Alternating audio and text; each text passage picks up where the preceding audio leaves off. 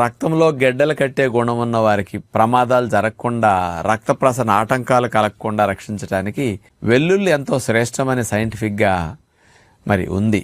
మరి చాలామంది ఎప్పుడు కూడా వెల్లుల్లిపాయ వల్ల ఇట్లాంటి లాభాలు వస్తాయని అంటున్నా అది కరెక్టా కాదని చాలామందికి డౌట్ ఉంటుంది. దానికి క్లారిఫికేషన్ ఇవ్వటం కొరకే సైంటిఫిక్గా వెల్లుల్లిలో ఏమున్నాయి, ఇది నిజంగా రక్తాన్ని బ్లడ్ థిన్నర్గా ఎట్లా చేసి రక్షిస్తుంది అనేది తీస్తే 2010వ సంవత్సరంలో plant bio active research institute USA వారు ఈ వెల్లుల్లిలో బ్లడ్ థిన్నర్గా ఉపయోగపడటానికి అజోయిన్ అనే ఒక కెమికల్ కాంపౌండ్ ఉంది, దీనివల్ల ఎందుకు బెనిఫిట్ వస్తున్నదని అన్నారంటే బ్లడ్లో రక్తం గడ్డకట్టడానికి, రక్తాన్ని చిక్కగా చేయడానికి కావలసిన ప్లేట్లెట్స్ ఏవైతే ఉంటాయో ఈ ప్లేట్లెట్స్ని దగ్గర ఉండకుండా దూరంగా ఈ అజోయిన్ అనే కెమికల్ కాంపౌండ్ జరుపుతుందట.